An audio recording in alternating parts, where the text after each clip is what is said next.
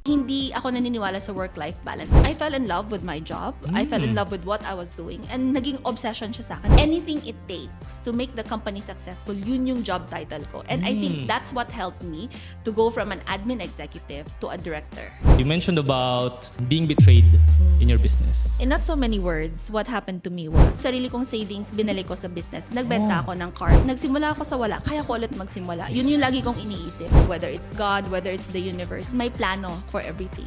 If you can see, mas marami na akong tao ngayon. Mas marami na pera ngayon. The priorities I had talaga was education sa Okay. mga anak ko. Never burn bridges. What you give out to the world is what comes back to you. Reputation is a big thing. Motherhood is more difficult because Hey! This is Kuya Jay, and welcome to today's episode of Pera and Purpose Podcast, a show about money and meaning.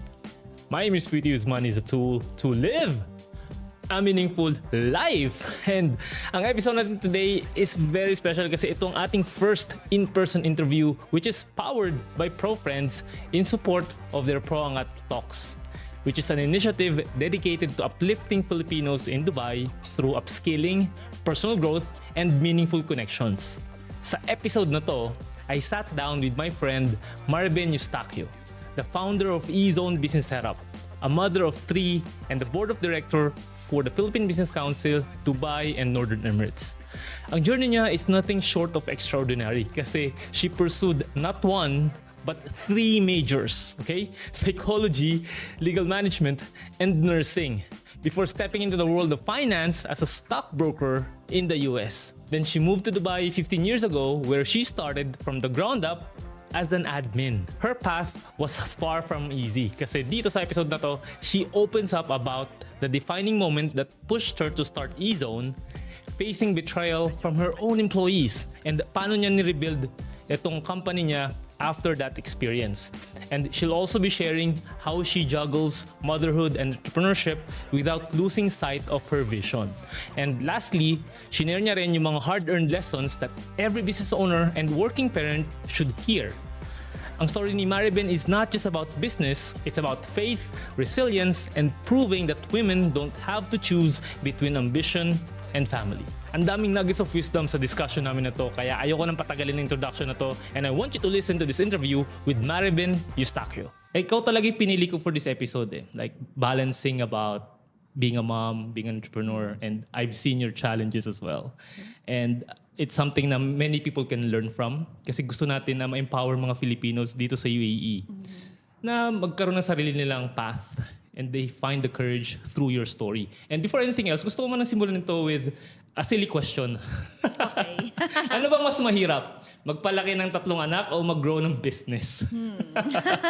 Mahirap na tanong yan. But both of them are equally challenging, equally demanding. Ano bang mas mahirap?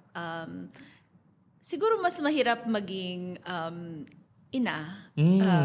Motherhood is more difficult because walang exit plan, diba? Okay. Kung ayaw mo na, hindi pwedeng ayaw mo na. Paano? Walang exit plan doon, unlike business, diba? Business, pwedeng kung ayaw mo na, okay, next business, hindi naman pwedeng next child. Yes. Yeah, and then, but they're both the same also in ways na you have to keep reinventing yourself. Okay. Like each stage of motherhood and the same way each stage of business requires a different version of you. So ikaw mismo, you have to keep reinventing yourself and you have to keep adapting to yung mga situation. But they're equally demanding, equally challenging. Oo nga, and ako isa pala yung anak ko pero feeling ko it's super demanding and super challenging. Diba? Pero what more yung 3 kids, right? And ito nga nung sinecheck ko yung profile mo when I was doing a little bit of a background ng story mo, hindi ka naging entrepreneur agad di ba? Yes. And ang daming mga pinagdaan, ang daming mga different courses that you've tried, like what I mentioned sa introduction. So, bakit 3 different fields like psychology, legal management, and even nursing? Tapos ano ka pa, naging stockbroker ka pa sa US. So, ano yung mindset or paano mo dinidefine yung buhay mo back then? Before ka nag-Dubai? Honestly, and that was a different stage no ng buhay ko, different time altogether. But there's no other explanation. I was simply fickle-minded. Fickle-minded talaga. Hindi Okay, ako sige. sure. Like, today ito yung gusto ko, tomorrow yun yung gusto ko. Like, growing up, right, tayo, marami na tayo naging pangarap, di ba? Gusto Yeah. nating maging doktor or lawyer or alam mo yun. So, ganun din ako. Like, nung nasa university ako, so I wanted a business degree to Okay. start with because bata pa ako, mahilig na ako alam mo yung buy and sell, ganyan. Okay. No? So, somehow, I always knew na I had the Entrepreneurship, entrepreneurship, you know, like in my blood. Yeah. Like even nung nasa college ako actually, kasi meron akong allowance, pero syempre marami akong gustong bilhin. Alam mo yun, wala kaming uniform, gusto ko ng mga damit, ganon, cellphone, ganon. So for this, nagbebenta ako, buy and sell. Like bumibili ako sa Divisoria, 168, ganon, Wow. mga damit, ganon. Pero you're from Zamboanga, binibenta ko. right? Yes, pero I went to university sa Manila, sa Lasal ako. Okay. Yeah. And I heard in one of your interviews na you're a family of nurses. Yes, actually. And that's how I got into nursing. So nung una, yun nga, business yung gusto kong focus. But then, I wanted a balance between business and humanities. Kasi Okay. na-enjoy ko yung mga subjects na mga psychology, mga ganyan. So psychology, sociology, yung mga ganon na humanities na subject. So I ended up with a double degree. So yung degree ko was in psychology Okay. and legal management. Wow. Kasi gusto ko sana mag-law. Wow. Bakit di ka nagtuloy? Hindi na ako nagtuloy kasi life gave me other things to take care of. Iba na yung yung path ko na iba. And then nag-end up ako sa US for a while with my family, and they were convincing me na mag-nursing kasi family of nurses nga ako. Doon ka nag-aral sa US ng nursing? Hindi. Umuwi ako sa I Philippines. see. Pero at that time, yung uncle ko was convincing me. May mga short courses dun na, Yeah. alam mo yun, like 18 months for nursing at that time. Aha. Pero gusto ko talaga umuwi sa Pilipinas. So umuwi ako sa Pilipinas, doon ako nag-nursing. Nasabi ko, sige, mag-nursing ako, pero uuwi ako. Pero kasi the way na it was presented to me, syempre, for the future, Yes. ganon, yung nursing, ganon, for passports, yung mga anak mo, family. So ako parang okay. I mean, nakita ko naman yung life ng family ko sa US, comfortable naman sila. So sabi ko, okay, parang as a backup lang. So I finished my degree. I took the board exam. I passed the board Passed it, yeah. exam. I'm a registered nurse, but I never practiced. Kasi by the time lumabas yung result ng board exam, I was already in Dubai. Okay. Yeah. And then Nandito I ka na. did try a little when I was trying to find a job na nag-check ako with like clinics or hospitals here. May kailangan ng experience para mag-DHA and all of that. So Yeah, ang medyo dami. hindi ako qualified. So hindi siguro yun yung plan ni God for me. Okay. So I didn't end up practicing talaga. And I remember kasi ako rin, licensed nurse din ako eh. And similar thing, like, nung bata ako, I wanted to have a business kasi I see my parents na nakakatulong sila sa ibang tao through their business. Pero sabi ko, hindi ko naman alam paano magnegosyo, wala akong pera for it. I thought, okay, when you start a business, you need money. Pero later on, I realized na you need ideas and you partner with people with money, di ba? And nung nakuha ko nakapasa rin ako, nag-call center naman ako. Kasi sabi ko, dito yung gusto ko talaga eh. Ayoko ng dugo or what. So hindi ko siya na-practice, in short. And parang napansin ko nga na karami ng mga Filipinos nga are pursuing a path na siguro in-impose lang din sa kanila. Kasi same thing. My uncle told me na dito sa US, maganda yung kitaan. And I thought, I think mag-nurse lang ako for 2 years. I'll build my money. And then I'll start a business, pero it never happened. And ikaw, dumating ka sa Dubai 15 years ago, right? 15 years ago. Was it also part of the plan? Or ano lang yun, nagkataon lang din, sumabay ka lang sa Agos? Or how was it? Hindi siya planado. So, yung husband ko, na-assign siya dito. Sabi niya, dito na maganda dito, like you will like it. So nagpunta kami dito, and honestly when we arrived here, hindi ko siya gusto kasi para meron akong isang friend dito na siya yung nag-help sa amin, ganyan, sinasamahan niya ako lagi. Pero sabi ko parang hindi ko to gusto. Nag-apply pa kami for Canada at that time. Kasi sabi ko, hindi to pang long term yung Dubai. But over time, I fell in love with Dubai. And nung nag 1-year-old na yung pinakabunso ko, sabi ko, kailangan ko mag-work. Kasi parang hindi ko kaya. I mean, I have the utmost respect for stay-at-home moms. Pero ako, sa sarili ko, parang ang daming tumatakbo sa isip ko. Parang kailangan ko to for my sanity. And of course, Okay. I want to contribute to the household. So 1 year ka na naging stay-at-home mom? Ganun ba? No, more than that. Okay. Yeah. Kasi yung tatlo sila eh. So nung Yeah. dumating kami, may dalawa Your eldest na. was Kaden, right? Yes, si Kaden. Kaden and Carlos. And then dito na ako naging pregnant sa third child ko. So, tatlo sila. At that time, wala akong nanny. Actually, Okay. up until nag-work na ako, wala akong nanny. It was just me. What? Like, yes. And then that time, yung husband ko, hindi siya lagi dito. Minsan 3 months wala siya dito. As in, ako lang talaga. Art, shout Na-assign out siya sa'yo, sa Art. iba. So talaga, alam mo, nag-grocery ako before. Meron akong baby carrier, tas meron akong double stroller. Nilalapitan ako ng mga tao sa mall, like, I don't know how you do this. Alam mo yung mga ganon. Tas magta-taxi lang ako, ganyan. Oo. Kasi at the time, hindi pa ako nagda-drive. Pag weekend, sinasamahan ako ng isa kong friend. Hi, Jen. Shout out sa'yo, Jen. Thank you. Siya yung sumasama sa akin. Actually, looking back, yun yung favorite time of my life. Despite like kung ano yung narating ko ngayon, when I look back, yun yung pinaka-precious sa akin, yung time ko with the kids, na hands-on, na kami-kami lang, ganon, na talagang, they needed me. And malaki na yung mga anak ko, teenagers na, diba? So, it was parang sobrang precious nung time. And I always tell moms when I speak to them na, it may feel the days, that the nights are long, but the years are short. So, lagi ko yan sinasabi. Kasi before you know it, may Malaki sarili na na sila. silang mundo, hindi ka na nila kailangan, ganun. So, yun yung na-experience kasi malaki na sila ngayon. I mean, kailangan pa rin nila ako, pagbayarin na. Pambayad ng tuition. Or may kailangan, I need this, Yeah. ganyan. But it's not the same as nung kids sila na talagang gusto ka nilang kasama, ganon. Gusto nila katabi ka matulog, ganon. Gusto nila Clingy pa sumama sila. sa'yo. Oo. Yeah. Minsan, di ba nakakainis, what? You wanna come with me? Ganon. Pero yun pala, kailangan mo yun like cherish. Gusto mo Yeah. okay, come, sama mo na kahit saan. Kasi one day, kahit hilahin mo sila Ayaw na ng nila. papaa, hindi sila sasama. Ayaw nila. I'm learning from this kasi nga yung anak ko nga, kaka 1-year-old niya lang. And yun din yung gusto kong mangyari. Like, gusto ko magkaroon kami ng magandang bonding. Kasi siguro, I grew up with a father na busy din sa trabaho. Kahit siguro high school na ako, lagi siya nag-work. Hindi kami ganun ka-close eh. Siguro close kami na nanay ko. Pero ako kasi is ganun din na parang, tulad sabi mo, minsan lang sila magiging bata. And I wanna make sure na yung moment na yun, lagi kong binibidyohan eh. Kasi nga, baka paglaki niya, ayoko na yung kakulitan niya. Gusto ko yung pagiging baby niya or toddler niya. Pero tinry ko siya maging full-time dad for like 3 months last year. Sabi ko, hindi ko kaya to, grabe. Tinatry ko there was a time na nag-record ako ng podcast, karga ko si Miggy Boy. And sabi ko, ang hirap pala na ito ah. So, saludo. Doon din, tumaas yung respeto ko sa mga single moms or single parents or people na talagang full-time parent. And they're trying to build an empire or pursue their dream.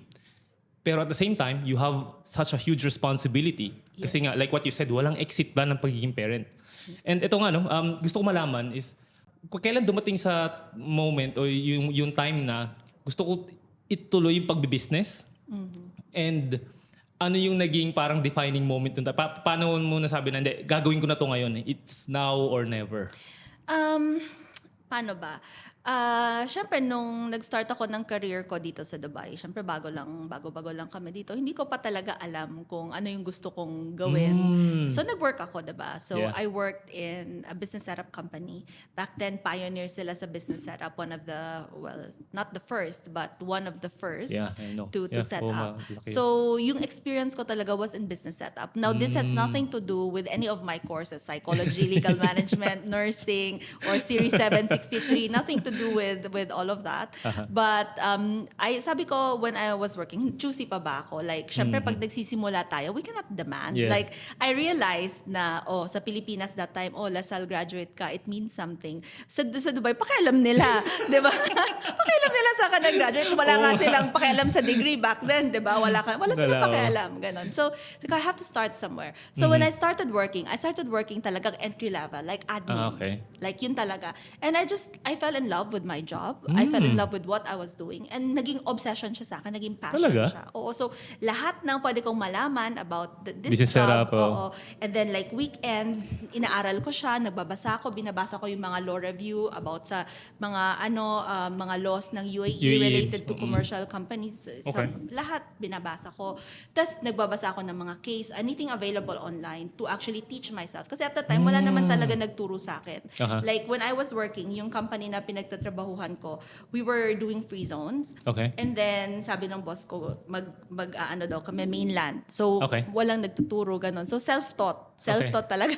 Wala pa yatang Google nung Hindi, meron na, meron wala pang naman. YouTube na gumagawa ng mga... wala pa. How to start a business in the UAE, right? And then, syempre, may mga namimit ako na mga mentors na parang gusto nilang magturo. Okay. Like, alam mo yun, may mga ganun, di ba? Na parang, Yeah. yun yung missing sa kanila. Successful na sila, pero gusto nila. So, may Ipasa, isang oo. lawyer na talaga, lawyer siya ng client ko eh. Pero actually, until now, family friend ko na siya. That's nice. Kasi dahil talagang tinuro, siya talaga nagturo sa akin, may in-explain niya sa akin, ganyan. Marami siyang in-explain sa akin. So, yun, from entry level, naging director ako ng business. And partially, nag-hold ako ng shares sa company na yun. Okay. And then after that, when I left the company, actually I wasn't sure kung ano talaga yung gusto kong gawin. Pero I was almost certain I didn't want to work. So yun yung time na nag-isip ako anong gagawin ko. And out of respect kasi to my old boss, I didn't want to start in the same industry. Okay. Actually, when I resigned, I had a lot of offers from competitors. As in, Okay. take your pick. Ganon yung Ganun ka offers. naka-in-demand Oo, yung hindi time na naman. yun. Pero syempre kasi matagal na ako sa Yeah. industry. Pero I chose not to work for the competitor. Okay. I also chose not to set up my own company out of respect. Although, after some time, siguro mga 2 years, I accepted consultancy work. Syempre, I needed to And survive. sorry, this was 2017, right? So, I left September 2017. Yeah. So, around mga 2019, I was taking consultancy work na. Like, So wait lang, yung 2 years na yun, parang 2017, 2019, wala pang... No, meron akong mga ibang ginagawa. Side Like, gig. I worked in 2 law firms as Okay. interim COO. Okay. 6 months, just sa operation side lang. Uh-huh. And then, I started 2020, well, actually 2019 and 2020, meron akong F&B investment. Pero hindi rin, it's Restaurant not ba? for me. Yeah, restaurant. Korean restaurant actually. Okay. So hindi siya masyado naging successful. Last year nag-close yung pangalawa. But I think it's really not for me. Pero marami ako natutunan. Okay. Expensive life lessons. Pero yes, it was in 2021 that I decided na to start my own company. Kasi over time, from 2017 to 2021, I always get calls ng mga clients ko. Hinahanap nila ako, like, I wanna set up a business, can you help me? Saan ko sila binibigay? Alam mo yon. Pero mahirap yung ganun kasi wala akong control sa service, wala akong control sa response, sa advice. So I thought, you know what? Why don't Gawin mo I na. start? Why don't I start? And by the time I started, yung dati kong boss, masaya, he's happy for me. Like, okay, it's about time. Kahit sabihin mo na pareho kayo ng industry and Oo. same thing na ginagawa mo before. So Yes. naging direct competitor ka na in short, Yes, right? although yung size namin sobra namang layo, malaki sila, maliit ako. Pero happy na sila for me at that time kasi hindi ako umalis kumuha ng clients kahit I had access as a director, I had access to a lot The of database, confidential oo. information.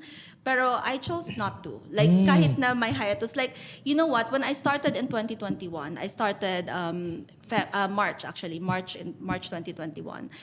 June of 2021, nagkaroon ng amendment sa corporate commercial law. Okay. Yun yung 100% full foreign ownership. Uy, okay. Yun pala yun. Yun yung time na yun. Yun yung time na yun. And it really affected the industry. Ang daming nagbago dun eh. Maraming nagbago and syempre yung profitability ng companies affected. Kasi di ba, ko lang, no? Kasi usually, kailangan ng local partner Yes. in setting up a... So, dati, lahat ng mainland company, it's either you need a local partner to hold 51% or you need a local service agent. Mandatory siya. Ngayon, optional na lang siya. Depende na lang siya sa situation kung kailangan.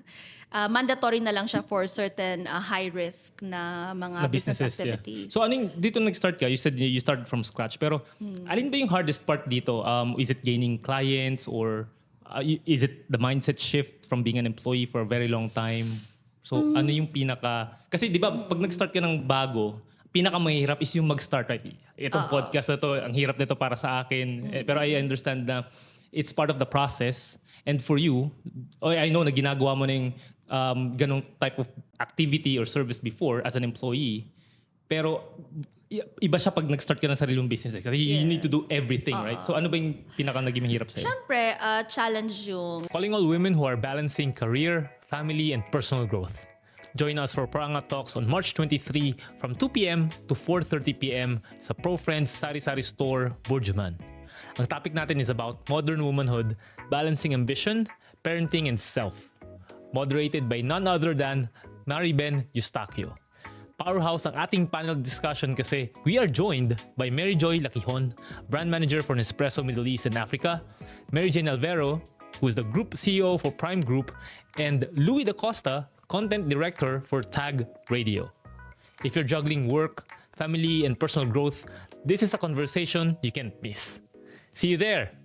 Mindset shift na yung first step, I think, kasi yung difficulty, ano yung pinakamahirap? Mahirap sagutin siya kasi as you go along, nagpapalit, yung hard mo nagpapalit eh. Alam mo yun? Oo, may bago kang problema Oo, uli na kailangan mong may bagong solusyonan. hard, may bagong Oo. hard, laging may bagong hard. Syempre, mahirap yung first step Yeah. to take the first step from kung ano yung ginagawa mo to entrepreneurship. It's difficult kasi it's one thing to be an entrepreneur na mag-isa. Pero ako kasi when I started, I had 2 people na with me. Okay. Commitment na yon agad. So alam May mo yung pinapasweldo ka na kaagad? Oo. Oh, So wow. yung takot ko naman na kasi alam ko na okay, hindi ko to kaya gawin mag-isa. So kailangan ko ng somebody na lumalabas, na nasa field to assist my clients. Ganun. Kasi dati nung bago yon, tinest ko siya. Ako talaga lahat. Like, nagpi-PRO PRO, work ako. yeah. Oo, dinadrive ko yung client for medical, for biometrics.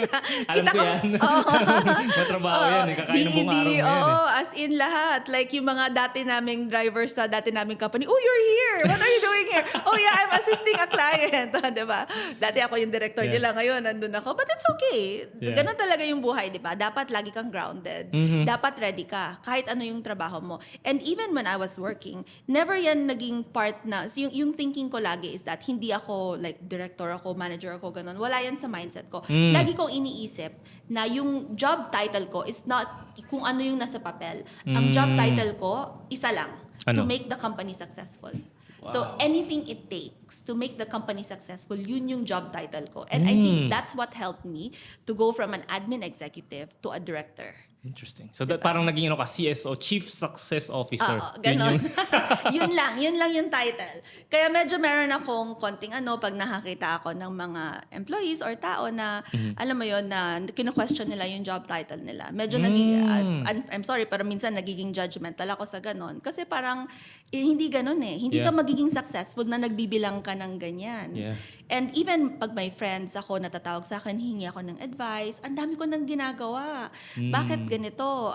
And ito lang yung job title ko, ito yung pinapagawa. Ayoko na dito sa company. Sinasabihan ko sila, alam nyo, it's not for them. Lagi mong isipin, pag binigyan ka ng task, more than yung task na ginagawa mo, wag mong isipin na it's for them, it's for you. Yes. Pag aalis ka na dyan, baon mo yan. Yes. Learning mo yan. Yes. Yan yung nangyari sa akin. Ito Yes. lang yung trabaho ko, pero kung ano nang binabato sa akin, ginawa ko lahat. Tinay ko lahat. Lahat yan challenge. Lahat yan, parang, kasi ako din, love ko yung job ko. Gusto ko rin malaman, nga, paano ba to ginagawa? So, tinay ko lahat. And yan yung baon ko to start. Na meron mas marami akong alam kesa the next, alam mo yun. And yan din yung, and hindi ko siya tinignan that time. Hindi ako, Now you're being taken advantage of. oo, never ko yan naisip. Tsaka, kahit hindi ko inisip na bakit pare-pareho kami ng mga, mas malaki pa yung sahod ng iba sa akin, pero ako, ito yung work ko. Hindi, inisip ko, no, learning ko to. Kasi hanggang ngayon, parang naniniwala ako sa lifelong learning, di ba? Yes. Growth mo yan, di ba? Yes.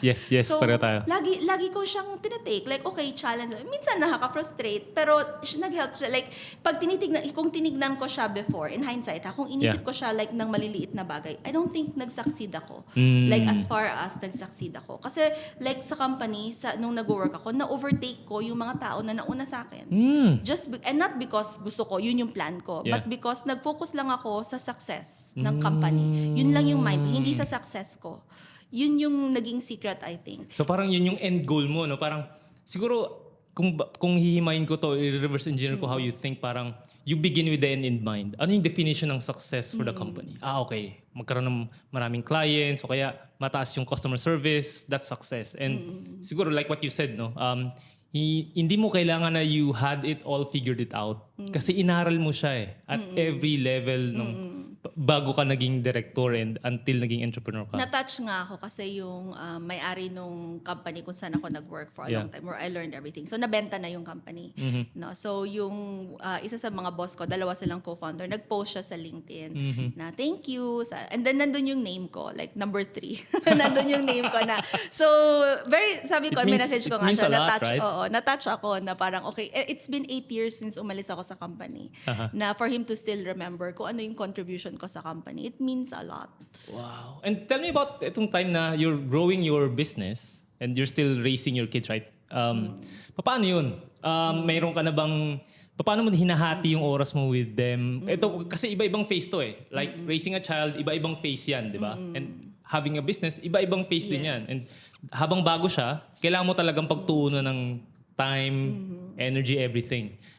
Lahat ng resources mo. So, paano yun? Kasi iniisip ko lang din, bilang ako na gusto ko ring mag-succeed sa business and habang pinagsasabay ko siya na nagpapalaki ng bata, ayoko maging klase ng tao na naging successful sa business pero naging failure as a father. So, what will be your parang tip for me? Ang hirap naman, no? Parang expert ako. Lagi natin kino-question. Like ako, lagi ko pa rin kino-question yung self ko kung tama ba yung mga ginawa ko, ganon. Ano ba yung definition ng pagiging mabuting ina, ganon. So, ano ba definition ng pagiging mabuting ina? Hindi nga ako sure. I think malalaman ko yan pag malaki na yung mga anak ko na alam mo yung may family na sila or may kanya-kanya na silang buhay pero bumabalik pa rin sila sa akin. May relationship pa rin kami. Siguro doon ko talaga malalaman na if I did it right the whole time. So, pero nung binibuild mo tong E-Zone and you're raising your kids, parang siguro high school pa lang sila or mga... Younger, yeah. Younger pa, may right? primary, secondary sila at the time. So, paano yun? Needy pa sila sa time mo eh. What do you do? Mahirap siya kasi Tatlo pa to guys. Tatlo yung anak niya. Hindi isa. Ako na problema ko sa isang anak. Hindi kasi hindi ako naniniwala sa work-life balance. Oh, okay. Sige, tell me more about it. Medyo controversial, pero hindi ako naniniwala talaga that there is such a thing as work-life balance. Okay. You have to choose different stages in your career, whether nagwo-work ka or whether nagbi-business ka. Different stages of your career will have different demands of you. Yeah. And same with the children, meron din silang different demands of you. You have to choose.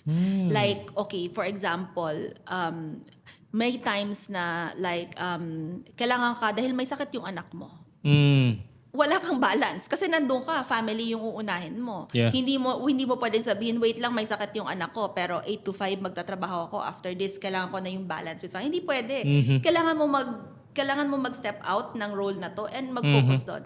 The same way, there are times na mas kailangan ka ng career mo, whether it's work, whether it's business, and kailangan mo mag-step out. So, like ikaw, nandyan yung wife mo, meron tayong partner. Yung support din nila is very important. Yes, Kasi may so mga much. times na kailangan mo nandito for the kids, pero hindi talaga kaya. Kasi you will lose like a big deal kung wala ka doon. So, kailangan ng balance. And malaking bagay yung support. Yung balance ng support. Pero hindi ako naniniwala sa work-life balance. Not only sa family life. In a lot of things. Like, alam mo, ito yung ano ko ngayon, not to be judgmental about Gen Zs or Walang judgmental anything. dito, guys. Walang judgmental dito. Pero napansin ko kasi, sa Gen Z, malaking bagay sa kanila yung work-life balance. Yes. Like, don't message me after 5 or I won't reply after 5:30 or I won't reply on weekend. Sa Monday na tayo ulit mag-usap, ganon. Kasi what social media actually pushes content sa atin is about, work-life balance. Yeah, mental health. Mental health, ganon. They forget that the successful people we see, at some point, before sila naging ganon, before they could afford work-life balance, they had their time where they really sacrificed. You have to sacrifice. You have to get to a point where you can afford work-life balance. Okay. Even me, ngayon, 4 years into my business, I don't feel that I can afford work-life balance as much as I want to. Like a proper work-life balance. Kasi you have to get to a point of success where kaya mo na. Like you can say, look, I'll only work until this time. After this, bukas Kaya mo na na. ulit. Ganon. Or or I have a team who will handle it from this point onwards. Ako hanggang dito lang. You have to get there. But when you're starting your business, you're starting your career, you cannot have that boundary. Kasi paano ka? Like there's always, like if you're working, there's always somebody willing to do more than you, right? Yeah. Paano ka magpapabida? Not really bida, but how can you give? Like depende sa work mo, whether it's service. Now, not saying that kasi may mga work talaga na hanggang doon ka lang. For example, lumilipad ka. Okay, flight Kailangan ka attendant physically there. When you step out, tapos ka na. I mean, Yes. meron kang mga trainings, ganon, pero tapos ka na. Or nag-work ka sa call center, hindi mo inuuwi yung trabaho mo. Yeah. After nun, okay, tapos na, uuwi na ako, matutulog ako bukas ulit. May nagta-take over sa shift. Diba? Depende rin siya sa work. Pero mahirap i-define yung work-life balance talaga. Even sa parenting nga, malaking bagay siya. Kasi kailangan mo i-choose, depende siya sa situation. Diba? Kunyari, parang leadership, may situational leadership. Ganon din sa Parenting and sa parenting. business. Depende din siya. May mga instances that will demand more of you and you have to choose. So hindi siya balance. Okay. So yun talaga is yung parang sacrifice and having those opportunity cost na pag pinili ko tong isang bagay na to, ito yung kapalit niya and you're intentional about it. Kasi sa akin naman, hindi rin ako naniniwala sa work-life balance. What I believe in is work-life harmony. Kaya, True. di ba, Agree. parang ang mga choices ko this past few years is hindi na yung, sabi nga ni Miss ko, ba't di ka lang humanap ng trabaho? Yung talagang normal na trabaho. Sabi ko kasi, yung life ko, dinesign ko in a way na ito yung gusto kong buhay. Kasama ko yung anak ko, nakikita ko siya whenever I want, makakarga ko siya whenever I want, and I get to coach people, and I'll do everything to achieve that. And mahirap siya kasi I learned in business is, hindi mo pwedeng sabihin na, 1, 2, 3 years, okay na yan. It will take time, pero balance is never in my vocabulary, pero I will do everything na magkaroon ng harmony. So I have to let go of some relationships na doesn't serve me anymore. I couldn't add value anymore. And I'll have to find a way paano ko pagsasabayin or i-blend in so that walang nako-compromise na important area ng buhay ko.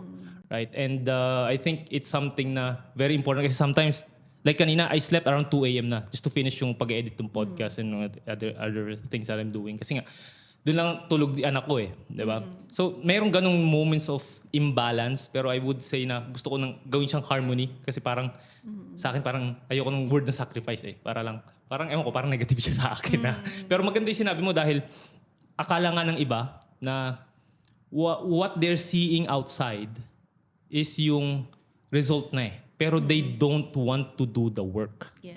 Like what you are... Maraming stages bago ka makarating doon. Yeah. And if you are a parent, medyo mas marami na talagang kakain ng oras mo. Ikaw, multiplied by 3, hindi ko talaga ma-figure out paano mo nagagawa yun. Pero you're really doing. Kasi nakita ko kayo sa mga gatherings natin with your family, sa 3 mong kids, and they're so bonded talaga. So, 4 years na si E-Zone. And recently, I've seen your post sa LinkedIn. It's about... It's a hard topic. Siguro sa business, pero it's okay lang if you don't want to answer the question. Pero you mentioned about being betrayed in your business. Pwede mo ba i-share yung nangyari and paano mo dinil yung situation na yun? Paano ko ba siya i-explain? na hindi dramatic, no? I learned talaga na sa business talaga, sa life, sa business, marami talaga, hindi natin makokontrol ang maraming bagay. Wala siya sa control. Actually, sa parenting, ganon, sa life, sa business, ganyan. So, in not so many words, what happened to me was, when I started the business, I started it with people I trust. More than I hired not for skill, but because I thought, it's attitude. And if you can Yes. trust somebody, then everything else will follow. So, now, it came to a point where 3 years into the business, yun pala, while sitting here, I had some employees who started their own business, similar to mine. Medyo pinalabas nila na iba siya, concierge, pero it's basically the same thing. They sat here while on my salary, while on my visa, Oh my God. na may sariling business, and they were already rerouting some clients. Like, I had no idea. I found out from another client ang tumimbre sa akin. Oh my Na God. one client even told me, and she has proof may proof ako, may proof dito, na may group chat, lahat ng clients ko may group chat. Kunyari, E-Zone J. Tolentino. Yeah, ganon. yeah, Di ba may yeah. ganito ako? Na nag-message siya sa group chat na I need this. Tapos yung isang employee ko, nag-private message sa kanya, uy, ako na lang gagawa, cheaper. Ganon. So, may mga Talagang ganon. kinuha nila. Oo, marami talaga. And it was very painful. Nung una in denial ako. Sabi ko, hindi nila to gagawin. Actually, what happened was series of resignations na every month. Tapos parang may iba-ibang reason, mental health, gusto ko na mag-events. May mga ganyan-ganyan, sari-sariling reason. Tapos ako naman, parang naniwala naman ako. Kasi inisip ko, hindi nila to magagawa sa akin. In fact, how many of them, meron akong business with them. Nagtayo ako ng business with them as partner. Kasi naniniwala ako na yung entrepreneurship, kasi yung E-Zone is nagpo-promote tayo ng entrepreneurship. Gusto ko rin na magkaroon sila ng sariling business. Wala akong intention to keep them here as my employee. Gusto ko rin mag-grow sila. Pero syempre, malaking bagay yung maging honest ka na lang. In fact, if they told me na gusto nilang gawin tong business, I would have been okay. But you know what? Kasi hindi ako naniniwala sa competition. Alam mo to, hindi ako naniniwala. Malaking bagay sa akin yung collaboration. Hindi talaga ako naniniwala sa competition. Kahit pareho yung ginagawa natin, okay lang. Kaya pa rin natin mag-work I give together. business to you, I give business to our friends, di ba? Yes. Within in the industry. Yes, and ako ganun din. Like, same industry, there are things I cannot do na mas nagagawa ng iba better. And for me, gusto ko talaga end result service sa client eh. So, ibibigay ko na lang. Kasi mas kaya mo siyang i-service kaysa ako. And same with you. And ganun nag-survive yung E-Zone, ganun nag-grow yung E-Zone, collaboration. So, yun, medyo painful siya for me na nalaman ko yun. So, nag-open up siya ng maraming emotions for me. Ngayon, meron akong trust issues with a lot of people. Meron akong boundary issue. Hirap na. Kasi dati I thought that if I love them, they will love me back, they will love the business back. But it doesn't apply really. Like, di ba? Parang, tsaka, marami siyang na-teach sa akin about, boundaries, employees, trust. And nagugulat lang ako kasi malaking bagay sa akin yung gratitude. So, Pilipina tayo, di ba? Utang na loob. Pero yung utang na loob, hindi mo naman ini-impose dapat na sa'yo. Like until this day, alam ko kung sino yung mga taong tumulong sa akin to be where I am now. And hindi ako nagfe-fail mag-thank you sa mga tao na yun. Birthdays nila, alam ko. Alam mo yun? Like, nag-keep in touch ako. And if you can see, like you follow me on social media, lahat ng dinaanan ko na company, whether as a consultant, whether employee, until now, I'm in good terms with them. I did not burn bridges. I don't believe in burning bridges. Especially sa mga tao na nakatulong sa atin, sa buhay natin. And naniniwala ako sa gratitude eh. So, for me, malaking bagay yung gratitude na alam mo kung sino yung mga tumulong sa'yo. And hindi ka magbaburn ng bridge sa mga taong yun. And you won't betray them. Oo, diba? Kasi sila yung nag-help sa'yo. Like ako, looking back, I could have set up another company. I could have taken clients. But hindi ko siya ginawa. If I did it during the time I left, iba na yung level ko ngayon. Kasi maaga ako nag-start. Diba? Pero hindi ko siya ginawa and I don't regret it. Regret it. And second is, alam mo yung abundance, mag-operate ka with, yung mindset lang ng abundance. In this world, there's more than enough for everyone. There's no need to take from somebody else. There's no lack, right? If you operate on a mindset of lack, talagang maglalak ka lagi. Diba? Scarcity mindset. Yes, scarcity mindset. Laging dapat abundance tayo. Abundance. Sa lahat ng bagay, sa love, sa business, sa lahat, diba? Sa opportunities, everything. Oo, sa opportunity. Kasi yun yung babalik sa atin eh. Exactly. So, I think that's also the law of reciprocity, right? Yes. Kung yan din yung mindset ko, like, okay, I'm giving kindness and goodness sa labas, pero I don't expect na babalik yun sa akin. It might apply or it might come back to me in a different form. Parang karma yung tawag nila doon, di ba? Pero I believe in law of reciprocity. Yes. And what goes around comes around. And naisip ko lang na, di ba, ang usually na sinasabi nila is, if you take care of your employees will take care of your customers or your clients. Kaya lang nangyari sa'yo is, you take care of your employees took your Na-overdo ko yata. clients. Na-overmotivate ko sila na parang they came to a point where, bakit? Kaya ko rin yung ginagawa mo. Ako na lang gagawa. Alam mo yung ganun. And Nag-backfire siya sa akin. Napansin ko na relational ka eh. And hindi ka mahirap na kaibiganin or hindi mahirap na i-approach.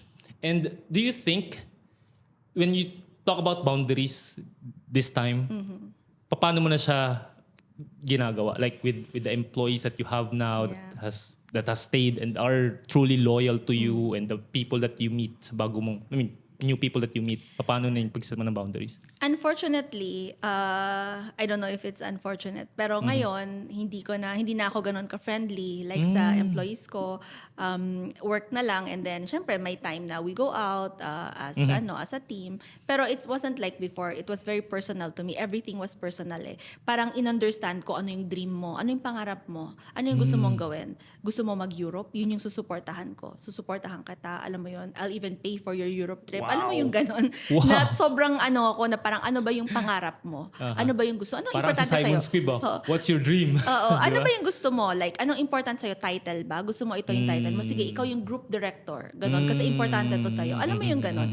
Na naging very generous ako sa lahat ng dreams nila. Feeling ko nga pangarap nila, pangarap ko din eh. Alam mo yun? Yun yung alam ko. Alam ko lahat ng mga personal. Ngayon, medyo ayoko na ng ganon. Meron na akong boundaries. I don't know if it's a good thing or a Yeah. bad thing. Pero para hindi na ako emotionally invested, para hindi na siya painful. So if tomorrow aalis ka, tomorrow ibebetray mo ako. Hindi na siya ano sa akin kasi ako talaga na-depress ako, nahirapan ako mag-deal. I mean, I'm not gonna lie. Like lugmok ako when I found out. Talagang una shock, denial. Alam mo yung lahat, dabda. Dadaanan ko na yun lahat. Pero at the end of the day, sinabi ko na lang sa sarili ko na may dahilan for everything. And I always believe that anyway. Naniniwala ako na whether it's God, whether it's the universe, may plano for everything. And tayo, kung titignan natin siya sa maliit na scale, hindi natin siya maiintindihan. Pero pag mag-step back tayo and itatrust natin yung universe, itatrust natin si God, kung ano yung nangyayari sa atin, and mag-go tayo along with yung plan, then doon natin makikita. And you know what? Honestly, for me, syempre, mahirap mag-business, no? Ako kasi lahat bumabalik siya sa business, no? Lahat sa growth ng business. I actually never saw profit the way I'm seeing profit until December of last year, December, January, Feb. Kasi doon na lang, and after all these people left, like akala ko, at some point in my career, I thought these people are people I cannot live without sa business ko. Yun pala, ang pag-alis nila, doon pala ako makakita talaga ng profit. And yun pala yung plan talaga ni God for me. If you can see, mas marami na akong tao ngayon. Mas marami ka na rin pera ngayon. Hindi naman. Siyempre may mga losses ako Definitely, na binabalance out ko. But hindi ko in-expect yung nakita ko.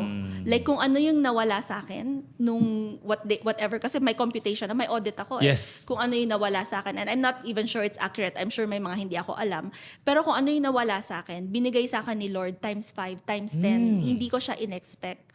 Alam mo yon, like for how many months nakakita ako ng losses sa business na yung sarili kong savings binalik ko sa business. Nagbenta ako ng car ko, alam mo yon. Talagang binalik ko siya sa business. Was that the Tesla? Sorry to cut you. Yun, di ba? Oo. So binili ko siya ng cash, binenta ko siya agad. Kasi sabi ko, shucks, kailangan ko ng cash flow sa business ko. So, dapat din kasi, pag nagsa-start tayo ng business, meron tayong humility, di ba? Alam natin na kung kailan tayo, shucks, meron ng ayoko. Ako kasi, meron akong ilang employees, di ba, dito. Siyempre, I'm not only responsible for them, I'm also responsible for their family. Yes. So, kailangan ko mag-think ahead. Nako, meron ba tong susweldohin for this time? Ganon. So, kailangan ko mag-ban. So, ako, alam ko, nagsimula ako sa wala eh. Nagsimula ako from scratch. Wala naman akong nagbigay ng money sa akin. Alam mo yun na So, alam ko na nagsimula ako sa wala, kaya ko ulit magsimula. Yun yung lagi kong iniisip. Nagsimula ako sa wala, kaya ko ulit magsimula sa wala. So yun, and yun nga, like little by little, nakita ko na lahat to necessary pala. Kailangan pala to. Ganda nun. So, mahirap lang siya intindihin sa beginning, pero kailangan mo lang siya talaga i-trust. Look at the bigger picture and trust na what's meant for you will always be for you. Yes. No, sabi nga nung yung accountant ko, sabi niya sa akin, alam mo madam, yung bank account natin parang magic.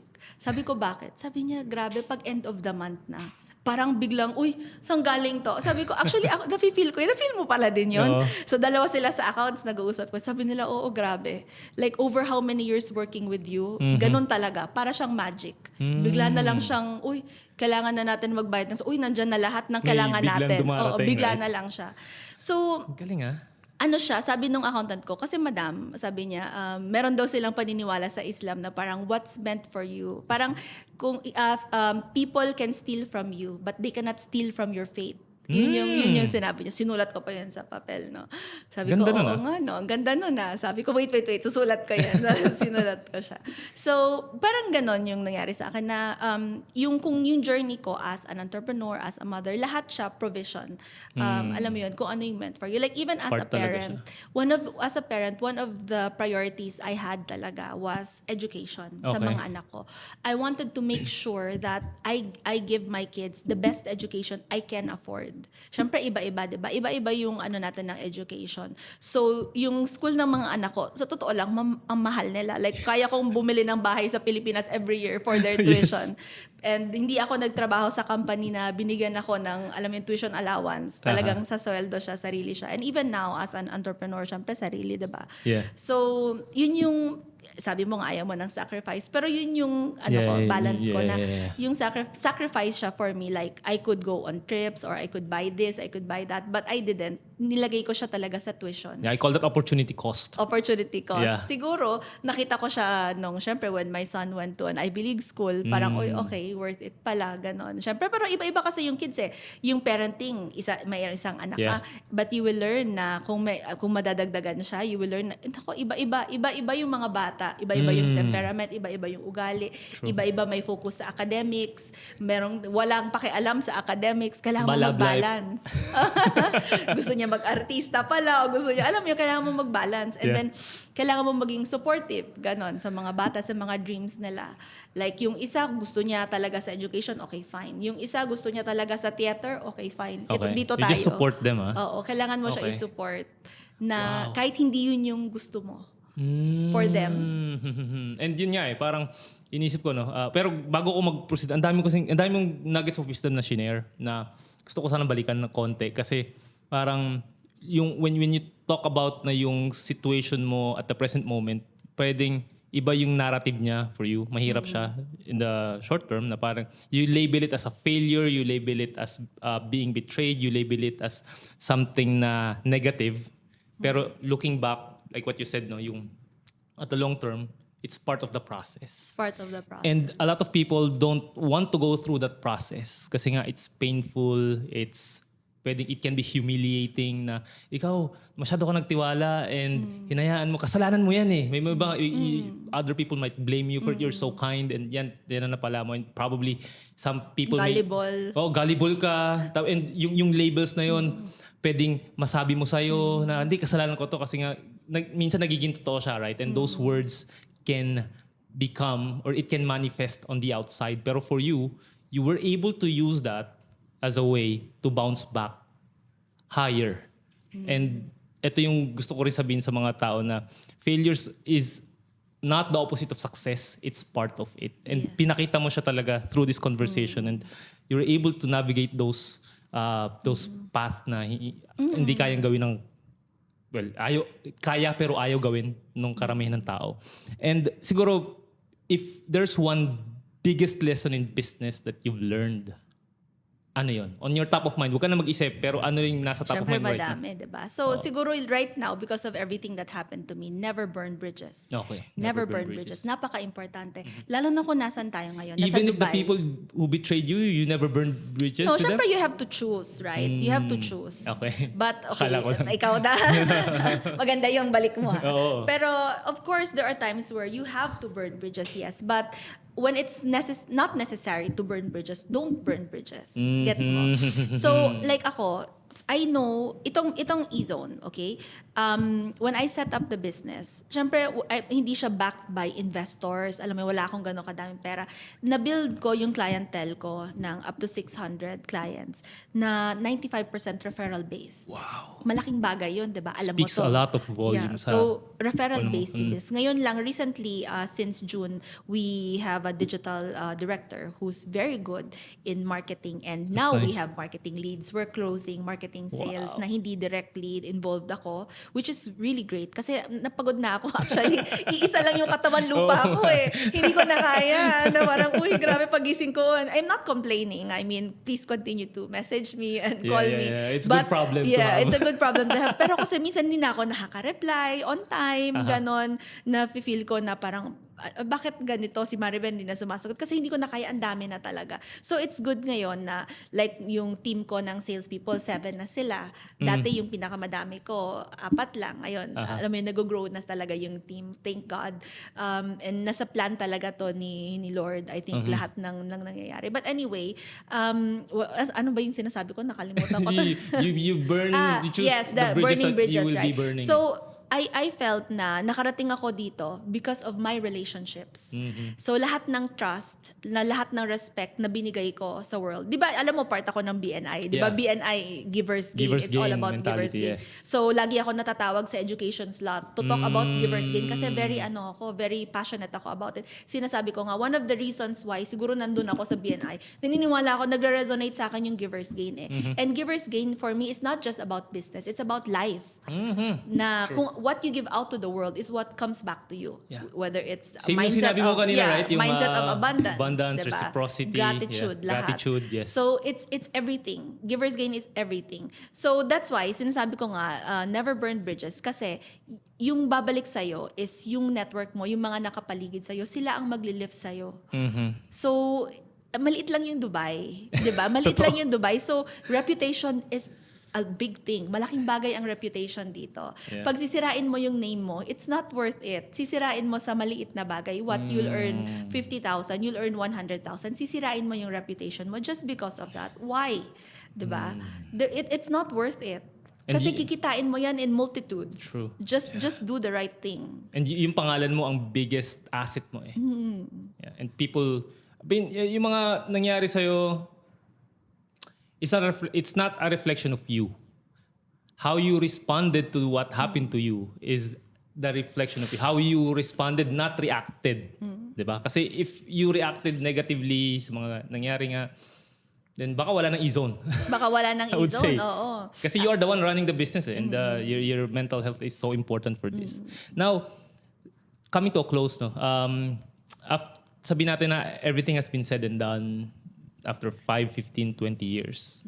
Ano sa tingin mo yung mga sasabi ng mga tao for Maribel? Let's say ito yung nabasa ko sa libro ni Stephen Covey na 7 Habits of Highly Effective People. About, mayroon siyang story doon na imagine nandun ka sa funeral mo and people will say things about you. Ano sa tingin mo yung mga bagay na gusto nilang sabihin sa'yo? Ewan ko. One-liner ba to? Well, yan ba yung sasabihin yung sa top of mind na lang. tombstone ko? Yan ba yan? I don't know, that I love the world and the world loved me back. Wow, next! Celebrity. Hindi, like, you know, like, di ba, lagi, alam mo naman, lagi tayo nagkikita, di ba? Yeah. And there was really a time na, like last year, na medyo tuliro ako, pero I do my best to be positive every day. Find the good in everything. Okay. In every person. Sabi nga sa akin, na pag yung mga nangyari sa akin, di ba? Meron akong, kasi psych major ako, meron akong explanation kung bakit sila ganon. Naaral ko na. May biases yan, may tendencies. Stop making excuses for them. Kasi honestly, nabetray na nila ako. May explanation ako kung bakit ganon, ganyan, ano. Kasi gusto ko laging hanapin yung positivity. The world is already hard enough. Alam mo yun, ang dami nangyayari beyond our control. And things will happen to us, happen to our loved ones. Pero kailangan natin na maging positive. Kailangan natin hanapin ano ba yung mabuti dito, ano ba yung lesson dito. 'Di ba? Hindi laging alam mo yun magdedwell. Ako minsan nag-aano ako, pero for a while sasabihin ko okay tapos na. Na ano, like kahit napag-usapan ko okay tapos na. Ayoko na. Kaya nung tinanong mo ako medyo hesitant, paano ba? Kasi may times ngayon pag tinatanong ko ayoko na siya pag-usapan, sinasabi ko no ayoko na siya pag-usapan kasi medyo bumabalik ako sa moment. Yes. And then sasad ako na ano ako. Pero gusto ko na lang i-dwell yung positive na nangyari doon. Yeah. Na at least na-open yung eyes ko. Alam mo, and you know what? Here's the thing about the people who betrayed me. Like I said, if they wanted to start a business similar to mine, it's fine. I would be happily working with them. Kasi there are things I can't do, I would give it to them. Kasi I know how they work. Yeah. Alam mo yun? And I trust them. But the thing is, they started it in the wrong way. why didn't they just become upfront with me? Why Yeah. do you have to hide it from me? Because you were taking clients. And the thing is, there's abundance in this world. You don't have to take from somebody else's, diba? If you want to build your own house, you can build it with your own bricks. You don't have to take the bricks from somebody else's Yes. house to be the foundation of your house. Kasi paano yun? If you started taking from somebody else's house, at some point you're gonna run out. Yeah. If you trust yourself enough to know na, uy, kaya ko mag-business. Tama. Trust yourself that you can get clients on your own. You don't have to steal from somebody, 'di ba? Na to start your own.